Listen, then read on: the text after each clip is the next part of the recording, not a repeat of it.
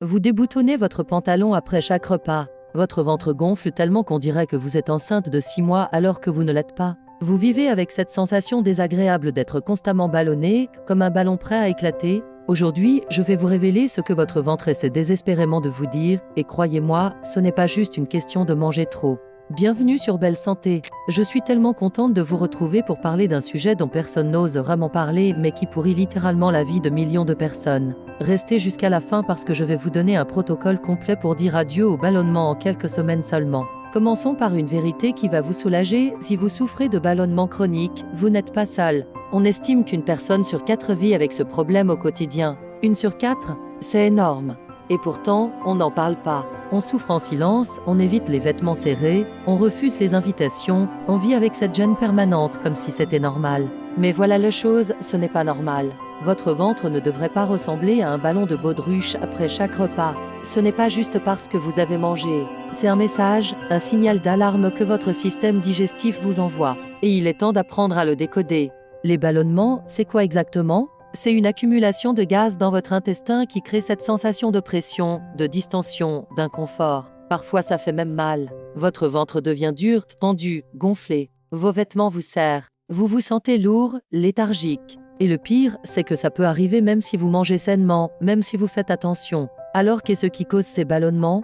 Contrairement à ce qu'on pourrait penser, ce n'est pas toujours une question de quantité de nourriture. Vous pouvez manger une salade et être ballonné, et manger un steak sans problème. C'est beaucoup plus complexe que ça, et c'est pour ça qu'il faut comprendre les différentes causes possibles. La première cause, et probablement la plus fréquente, c'est que vous mangez trop vite. Sérieusement, prenez un moment pour observer comment vous mangez. Est-ce ce que vous mâchez vraiment ou est-ce que vous avalez presque entier ? Est-ce ce que vous mangez en regardant votre téléphone, en travaillant, en étant stressé ? Parce que tout ça compte énormément. Quand vous mangez trop vite, vous avalez de l'air en même temps que votre nourriture. Cet air se retrouve dans votre estomac et vos intestins. C'est de l'aérophagie, littéralement avaler de l'air. Et devinez où finit cet air ? Dans votre ventre, créant ces ballonnements désagréables. Mais ce n'est pas tout. Quand vous ne mâchez pas suffisamment, vous envoyez à votre estomac de gros morceaux de nourriture qui sont beaucoup plus difficiles à digérer. Votre système digestif doit travailler 2 fois plus dur. La digestion prend plus de temps. Les aliments fermentent dans vos intestins. Et cette fermentation produit des gaz. Beaucoup de gaz. Pensez à votre bouche comme à la première étape d'une usine de transformation. Si cette première étape est bâclée, toute la chaîne de production en souffre. La salive contient des enzymes qui commencent la digestion des glucides. Si vous ne mâchez pas, ces enzymes n'ont pas le temps de faire leur travail. Résultat, ballonnement garanti. La deuxième cause majeure, ce sont certains aliments qui fermentent facilement dans vos intestins. On les appelle les FODMAP, un acronyme compliqué pour désigner des glucides à chaîne courte que votre intestin a du mal à absorber. Ces aliments ne sont pas mauvais en soi, mais pour certaines personnes, ils créent des gaz en masse. On parle de quoi exactement ? Les oignons, l'ail, les légumineuses comme les haricots et les lentilles, certains légumes comme le chou et le brocoli, les produits laitiers, les pommes, les poires, le blé. Encore une fois, ces aliments sont bons pour la santé, mais si votre intestin est sensible ou déséquilibré, ils peuvent devenir problématiques. C'est fascinant parce que c'est très individuel. Vous pouvez tolérer parfaitement les haricots mais être ballonné par les oignons. Votre voisin peut avoir exactement le problème inverse. Il n'y a pas de liste universelle, il faut que vous deveniez détective de votre propre corps. La troisième cause, et celle-ci est souvent négligée, c'est un déséquilibre de votre microbiote intestinal. Vous avez des trillions de bactéries dans vos intestins et quand l'équilibre entre les bonnes et les mauvaises bactéries est rompu, les problèmes commencent. Certaines bactéries produisent beaucoup de gaz quand elles digèrent votre nourriture. Ce déséquilibre peut être causé par tellement de choses, des antibiotiques que vous avez pris il y a des mois, une alimentation pauvre en fibres, trop de sucre et d'aliments transformés, le stress chronique, le manque de sommeil. Tout ça impacte directement la santé de votre intestin et donc votre confort digestif. Il y a aussi le SIBO, ou prolifération bactérienne de l'intestin grêle, où des bactéries qui devraient vivre dans votre côlon remontent dans l'intestin grêle. Là, elles fermentent les aliments beaucoup trop tôt dans le processus digestif, créant des ballonnements massifs souvent très rapidement après avoir mangé. Si vous êtes ballonné dès les premières bouchées, pensez au SIBO. La quatrième cause, c'est l'intolérance ou la sensibilité alimentaire. La plus connue, c'est l'intolérance au lactose. Vous manquez de l'enzyme lactase qui digère le sucre du lait. Résultat, le lactose arrive intact dans votre côlon où les bactéries le fermentent joyeusement en produisant des gaz. Ballonnement, gaz, parfois diarrhée. C'est très inconfortable. Mais il n'y a pas que le lactose.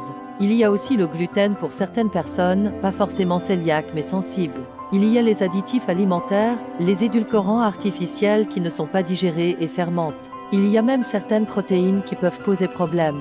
La 5e cause, et on en parle trop peu, c'est votre niveau de stress. Oui, le stress peut vous ballonner. Pourquoi? Parce que votre intestin et votre cerveau sont connectés par ce qu'on appelle l'axe intestin-cerveau. Quand vous êtes stressé, anxieux, tendu, votre digestion ralentit. Votre corps pense qu'il est en danger et met toute son énergie en mode survie, pas en mode digestion.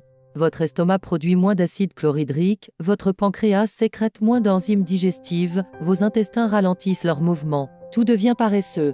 Les aliments stagnent, fermentent, créent des gaz. C'est pour ça que vous pouvez manger exactement la même chose un jour sans problème et être ballonné le lendemain parce que vous étiez stressé.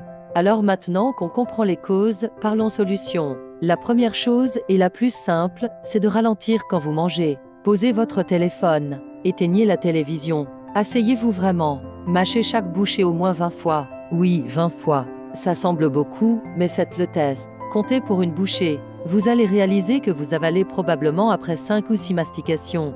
En mâchant plus, vous réduisez l'aérophagie, vous facilitez la digestion, vous donnez le temps à votre cerveau de recevoir les signaux de satiété. Vous mangerez moins, vous digérerez mieux, vous serez moins ballonné. C'est simple, gratuit et incroyablement efficace. Ensuite, tenez un journal alimentaire pendant 2 semaines. Notez tout ce que vous mangez et comment vous vous sentez après. Ballonné ou pas?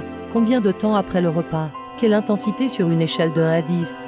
Avec le temps, des patterns vont émerger. Vous verrez que tel aliment vous ballonne systématiquement alors que tel autre passe sans problème. Une fois que vous avez identifié les coupables, testez une élimination temporaire. Retirez cet aliment pendant 2 semaines et observez. Vous vous sentez mieux? Parfait. Réintroduisez-le ensuite pour voir si les symptômes reviennent. C'est comme ça qu'on identifie les vrais problèmes sans se priver inutilement. Pour rééquilibrer votre microbiote, augmentez progressivement les fibres dans votre alimentation. Je dis bien progressivement, parce que si vous passez de 0 fibres à 50 grammes du jour au lendemain, vous allez être ballonné comme jamais. Votre intestin a besoin de s'adapter. Ajoutez une petite portion de légumes en plus chaque jour, puis une autre la semaine suivante. Les aliments fermentés sont aussi vos amis, yaourt nature, kéfir, choucroute, kimchi, kombucha. Ils apportent des probiotiques naturels qui enrichissent votre flore intestinale. Encore une fois, commencez petit. Une cuillère de choucroute par jour, puis 2, puis plus. Les enzymes digestives peuvent aider temporairement. Vous les trouvez en complément alimentaire. Elles aident votre corps à décomposer les aliments plus efficacement, réduisant la fermentation et les gaz. Ce n'est pas une solution à long terme, mais ça peut soulager pendant que vous travaillez sur la cause profonde. Le mouvement aide énormément. Après un repas, allez marcher 15 minutes. Ça stimule le transit, aide les gaz à s'évacuer naturellement, facilite la digestion. Ne vous affalez pas sur le canapé immédiatement après avoir mangé. Bougez un peu, même juste en marchant dans votre salon. Les infusions peuvent aussi soulager menthe poivrée, fenouil, gingembre, camomille. Ces plantes ont des propriétés carminatives, c'est-à-dire qu'elles aident à expulser les gaz. Une tasse après le repas peut vraiment faire la différence. Gérez votre stress. Je sais, c'est plus facile à dire qu'à faire, mais c'est crucial. Trouvez ce qui vous détend. Respiration profonde avant les repas. Yoga. Méditation. Temps dans la nature. Votre digestion ne peut pas fonctionner correctement si vous êtes constamment en mode combat ou fuite. Buvez suffisamment d'eau, mais pas pendant les repas. L'eau dilue vos sucs digestifs et ralentit la digestion. Buvez entre les repas, pas pendant. Restez bien hydraté tout au long de la journée. Et si malgré tous ces changements, vous êtes toujours ballonné chroniquement, consultez un professionnel. Il peut y avoir des problèmes sous-jacents comme le SIBO, une candidose intestinale, une maladie cœliaque non diagnostiquée, une insuffisance pancréatique. Ce n'est pas normal de souffrir au quotidien. Vous méritez des réponses et des solutions. Votre ventre vous parle. Les ballonnements ne sont pas une fatalité à accepter. Ce sont des signaux que quelque chose ne va pas, que votre système digestif a besoin d'attention, de soins, d'ajustement. En écoutant ces signaux et en agissant, vous pouvez retrouver un confort digestif que vous avez peut-être oublié. Imaginez-vous manger un repas et vous sentir léger, énergisé, confortable après. Pas de ventre gonflé, pas de gêne, pas besoin de déboutonner votre pantalon. C'est possible. Milliers de personnes ont résolu leur ballonnement chronique en appliquant ces principes. Vous pouvez en faire partie. Si cette vidéo vous a aidé à comprendre vos ballonnements, likez et abonnez-vous à Belle Santé pour plus de solutions digestives. Activez la cloche pour ne rien manquer. Partagez cette vidéo avec quelqu'un qui souffre aussi de ce problème. Et dites-moi en commentaire depuis combien de temps souffrez-vous de ballonnement, quel aliment suspectez-vous. Je lis tous vos messages et j'adore vous aider. Prenez soin de votre ventre, il prend soin de vous.